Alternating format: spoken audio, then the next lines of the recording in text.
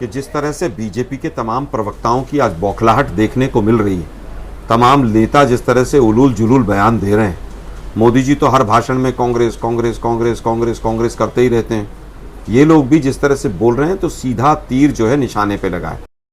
आप कहाँ के ज्ञानी बाबा? दुर्भाग्य यह है कि जो एजेंडा आज इंडिया अलायंस ने लिया है उसके ऊपर कोई एक शब्द नहीं बोल रहा है। इंडिया अलायंस ने जो अपना एजेंडा लिया है, एजेंडे के साथ साथ हमने स्ट्रेटेजी भी तय की है और उसका क्या आउटकम है वो भी मीडिया के साथियों को बताया, लेकिन उस पर कोई चर्चा नहीं करना चाहता है। हमने साफ साफ SIR के ऊपर, इलेक्शन कमीशन की कार्यप्रणाली के ऊपर तमाम बड़े बड़े सवाल उठाए। आज जिस तरह से चीफ जस्टिस ऑफ इंडिया को लेटर लिखने की बात कही है, उसके ऊपर बीजेपी एक शब्द नहीं बोलती है। नीट और CBSE का और पूरे एजुकेशन सिस्टम का जो बैंड बजा रखा है इन्होंने, उसके ऊपर कोई आके प्रेस वार्ता नहीं करता है। तेरा तो गेम बजाना पड़ेगा। मुझे समझ में नहीं आता बौखलाहट की ये घोषणा कैसे करते हैं। वैसे आज की बैठक क्या थी? चोरों की बारात बैठी थी ये तय करने के लिए कि ईमानदार चौकीदार को हटाया कैसे जाए, है ना? बौखला हम गए।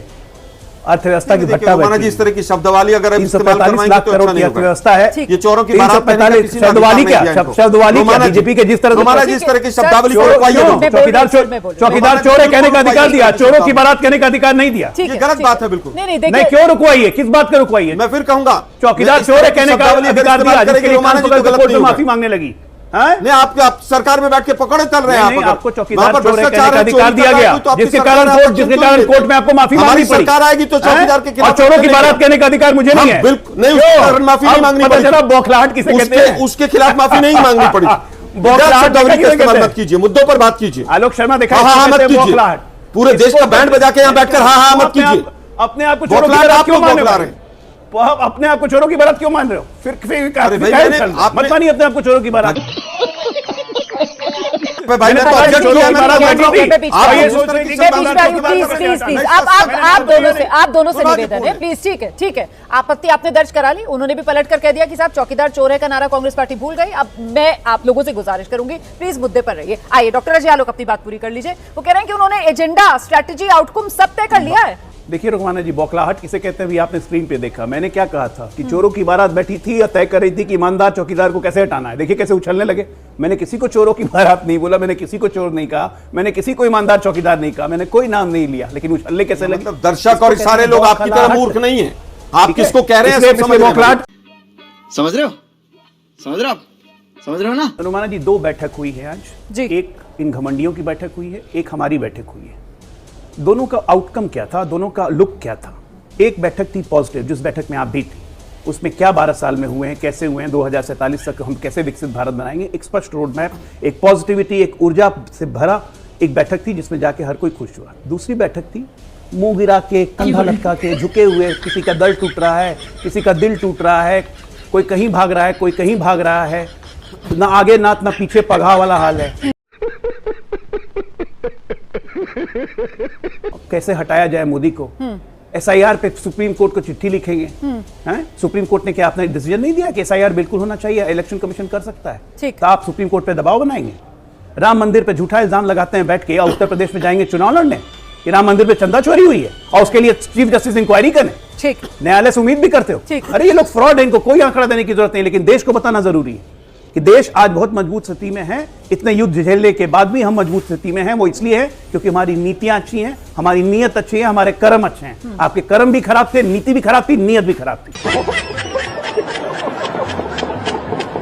देखिए मुझे लगता है कि एप्स्टीन फाइल्स वाले ये ना बताएं कि कर्म कैसे हैं।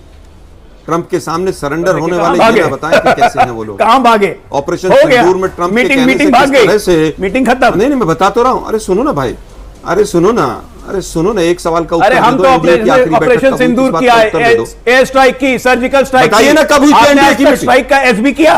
अरे भाई, हाथ जोड़ के इतने रहते थे, आतंकवादियों को रिहा करते थे ऑन रिकॉर्ड 2010 में। भूल गए आप लोग पाकिस्तान का सद्भाव बनाना है, इसलिए आतंकवादी। अरे कौन सा पाकिस्तान के सामने बिल्कुल दो टुकड़े किए, पूरी कॉम्प्रोमाइज। प्रधानमंत्री जीवन भर आप लोग रहे, खानदानी कॉम्प्रोमाइज है, आज भी कॉम्प्रोमाइज है, खानदान कॉम्प्रोमाइज है। करप्ट मंत्री को खानदान किसका कॉम्प्रोमाइज? देश के सामने क्वेश्चन पूछिए, सीधा जवाब आएगा गांधी। CBSE के ऊपर इसका खानदान कॉम्प्रोमाइज, गांधी परिवार। एक भी पूरी तरह से कॉम्प्रोमाइज, गांधी परिवार। अभी कौन compromise? Press Rahul conference Gandhi नहीं कर सकते। चाउमीन कौन खाता है आप चीनियों के शब्दों साथ? राहुल गांधी। महंगाई का आलम यह है कि सब कुछ 100 पार जा रहा है, सारे पेपर लीक हो रहे हैं, लेकिन विश्व गुरु हैं हम। 5 गुना देश के ऊपर कर्जा हो गया, 3 लाख करोड़ रुपया पिछले 2 महीने में करेंसी फ्लाई हो गया, लेकिन विपक्ष जिम्मेदार है। दुर्भाग्य यह है कि इनको कुछ समझ नहीं आ रहा है। अपने जितने अलायंस थे एनडीए के सारे तोड़ मारे इन्होंने, या सबके पीछे ईडी सीबीआई लगा दी है, या उनको अघोषित बना दिया है। जैसे मायावती है, ओवैसी हैं, केजरीवाल हैं, ये सब अघोषित है। केजरीवाल जी एनडीए में केवल कुछ दिन के लिए आए थे और वो इंडिया गठबंधन की गलती थी कि इंडिया गठबंधन ने उनको कुछ समय के लिए लिया, लोकसभा में चुनाव लड़ा और फिर बीजेपी ने जैसे ही उनको समझाया कि अब दूर हो जाओ। इंडिया गठबंधन की डीएमके भी गलती थी। देखिए डीएमके तो 2013 में ही डीएमके बाहर चला गया था जब सरकार में थे, उसके बाद फिर वो अपने आप आए। अब डीएमके को सोचना चाहिए कि क्या बीजेपी की वहां पर एंट्री करानी है क्या। आज डीएमके सुना है एनडीए में घूमने के लिए, एनडीए में जाने के लिए लालायित है, तो इसका कहीं अघोषित इनका कोई अलायंस तो नहीं था पहले। ये तो सोचने की बात है। उनको स्वयं धैर्य रखना चाहिए कि आप 20 साल तक